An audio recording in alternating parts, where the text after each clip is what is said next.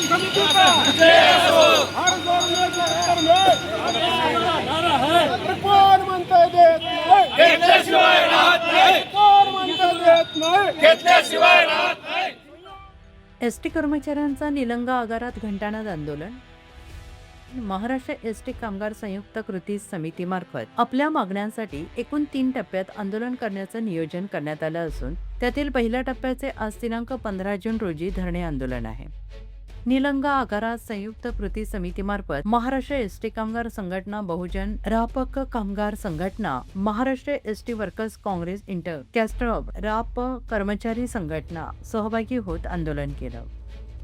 यात राज्य शासकीय कर्मचाऱ्यांप्रमाणे वेतन लागू करावे, 2018 पासून महागाई भत्ता फरक द्यावा, 2024 पासून घरभाडे फरक द्यावा, इतर राज्याप्रमाणे एसटी महामंडळासाठी राज्याच्या अर्थसंकल्पात तरतूद करण्यात यावी, कर्मचाऱ्यांना कॅशलेस मेडिक्लेम सवलत लागू करण्यात यावी, अशा मागण्यांसाठी आंदोलन करण्यात आले।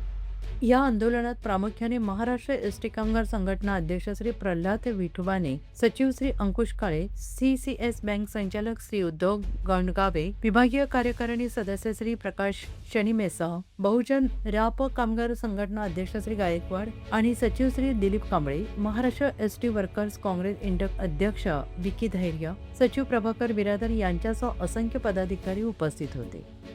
समितीच्या वतीनं घंटानाद आंदोलन करायचं आयोजन करत आहे। आम्ही सरकारला आमची एक विनंती आहे की बाबा सरकार, आम्ही आमचं देणं मागतोय। ज्यावेळेस आमची 120 बांधव या त्रासातून, या वैचारिक जीवनातून किंवा आमची देणं थकल्यामुळं आज आम्हाला सोडून दिलेले आहेत। त्यामुळे सरकारला विनंती करतो साहेब की आमचं देणी एकतर द्या,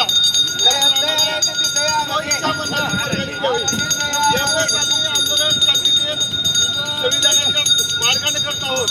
आमच्या कृती समितीने जर ठरवलं की आम्हाला जो न्याय मिळत नाही, आम्ही आमचा हक्क आजपासून आम्ही जसं एसटीच्या मुलांनी स्वतंत्रच्या लढ्यापासून म्हणलं तरी योग्य आहे, त्यापासून आमचा न्याय आम्ही मागतोय। आम्ही सरकारला आमचं देणी मागतो। महाराष्ट्रातील ताज्या घडामोडी पाहण्यासाठी आजच आपल्या न्यूज 15 मराठी या चॅनलला यूट्यूबवर सबस्क्राईब करा।